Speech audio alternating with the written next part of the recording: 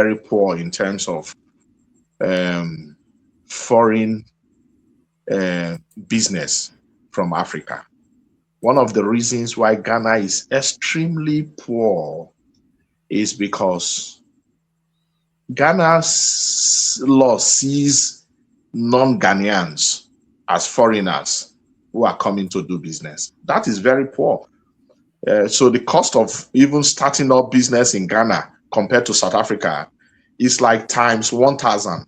So let me put it at the right context in, let's say, Nigerian era. To register a business as a Nigerian in Ghana, you will spend, let's say, a minimum of, let's say, 5 million naira, within 5 million to 10 million naira to register it. But to register business in South Africa as a Nigerian, you only spend 120,000 naira. And it's not a surprise that South Africa economy is doing best among all the economies in Africa, because the way they have designed their economy, they have made it easy for foreigners to be able to start up business, do business. And one most important thing is, even after we have even spent money now to set up the African Forest Trade and Partners, Ghana, for like going to 8 months now, we are trying to open the bank account to start business.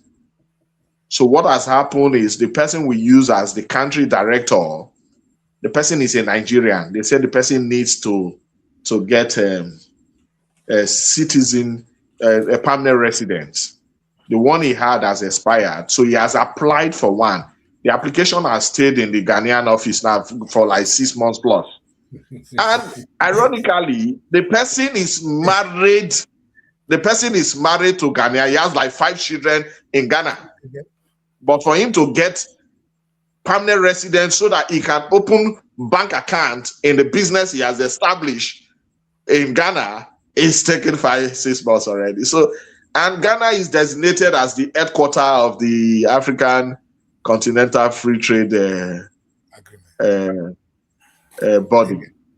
So that tells you the level of reality you have in doing business across Africa.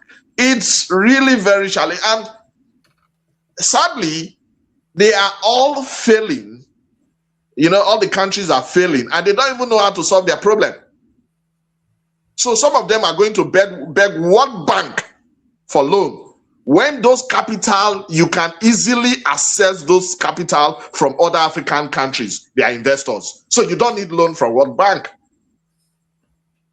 So if they are Nigerians, like, you see, Dangote, one day, the richest man in Africa, said, if you see the stress it takes me to travel around Africa, that's the richest man in Africa. He said it's easier for a French to travel around Africa without visa, just his passport, than for the richest man in Africa to travel from one country to. That's what we are facing. It's really a big challenge. It's not encouraging at all. I was looking at the African Union, website. You see Ruto. Ruto speaks all kind of good English. I saw his presentation in the last UN General Assembly. Oh, fantastic English. He spoke brilliant English about their plans. Visionary, it looks. Ruto from Kenya. If you know what it takes to open business in Kenya as an African. Oh my God. So with all this said, it took us 1 day to register our business in UK. 1 day. Yes, in US, it took us maximum 1 week. We have registered our business in the US. You have everything. Open bank account for you to do business. Then how would you move forward in Africa? It's not practically possible. Then this is one challenge. The first thing you should set up your country for is access to foreign investors, access to foreign businessmen. That's the first thing. I see most of the countries which I have seen, And Nigeria is part of it. They are complaining. Nigeria is part of it. If you see what it takes for a foreigner to register business in Nigeria, it's as if the foreigner wants to go to the moon. You better go to the moon than to go there. It's easier. The foreigner might be thinking of going. They will ask you all kind of questions. When most countries in Europe, you don't even need to be there to set up business. Come and invest. Today they have visual office. Just pay for visual office. They register your business. You start. In Canada, we have business in Canada. You don't need to be there. You don't need to be there.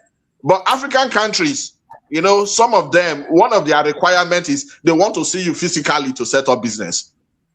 Then you want Aliko Dangote to be in all the African countries because he wants to set up business to give you a job or to bring money to your country. Just imagine the reasoning. So that tells you the type of intelligence that is, running these African countries. And that also tells you the type of intelligence you have in the African Union. And finally, if you see the Continental Free Trade Agreement, it was well drafted. But those who drafted it, they've not looked at the technological context for the implementation. But now, I can boldly say we have almost implemented what they intend to achieve. So today, with the African Forest Trade and partners, you can do business, you can trade, you can make payment with your local currency across almost all the African countries. Imagine, people in Angola, I can see the joy in their face when some of them in Ghana, because we wrote to their embassy in Ghana when we started up our registration in Ghana. So now we are using an agent account to carry out business transaction. I can see the joy when they can use their Angolan Kwanza in Angola to pay directly to schools in Ghana, and the schools receive Ghana cedis. I can see the joy. I can see the joy for them to use our African housing market to pay for hotel bills directly, with, South African rand.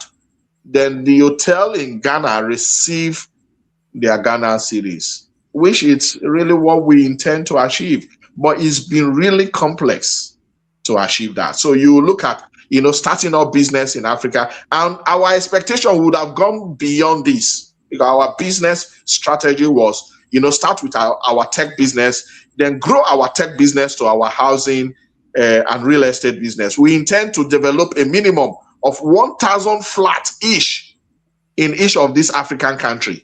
To create accommodation without that's capital we want to bring, that's a job opportunity we want to bring. Then after that, one big thing we have seen as a problem is infrastructure.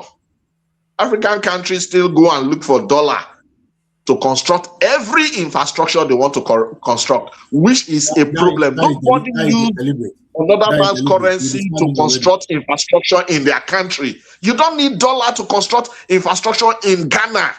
You need to localize it. The materials are local. So because of that, we're already setting up the Africa Engineering Construction Contractors. The strategy is we will move into all these countries and we start using their resources to construct their infrastructure for them at a lower cost than what the Chinese are doing, and we'll be able to fund it with African currency. That's what we are planning. Nice. I like that. Anyway, Roland, I think one of the things you said now, which I'm going to come, I know Richard's going to throw some light on this one as well, is so if I, for instance, I want to buy, because I want to talk about the international laws here. If there's a dispute between two African countries, I don't know what provision these AFCFTA got to do there. And the matter of being able to resolve, do they have a jurisdiction where those issues can be resolved? Because business can result to conflict sometimes. And now, if I order something and I'm not getting it, who do I cry to? Do you understand, Roland? Yes, so Yeah, I maybe understand that. what I receive is not what I ordered. You know, sometimes you Yes. have that kind of So like our softwares, they have return policy. The return policy is well detailed legal binding policy between the vendor and the customer. You know, the software, it's a marketplace. So it's a platform that connects the vendor and the customer. So for instance, if you take example with the African food market, they use it, for instance, now between Malawi and Zambia. You know, Malawi is heavy on food, agricultural products. So if, for instance, you want to buy maize from Malawi and you are in Zambia, you know, you are paying with a Zambia kwasha. Then the vendor will receive Malawi kwanza. But then, you know, when you make your payment, the vendor is not getting the payment instantly. So the vendor need to deliver the product to the customer. The customer needs to confirm receipt before the African food market can release the money for the vendor. If in the process the vendor is not able to deliver the food, that means the African food market will have to return the money back to the customer. So there are people, for instance, in Europe that have ordered some product. So when they looked at the transportation of those food products, it became very high, and they decided that no, we are not going forward with this transaction. So their money is returned to the customer. Oh. Thank you. That's a good one, because this is another Yeah. good So the area. platform provides that security for the customer money. Yes.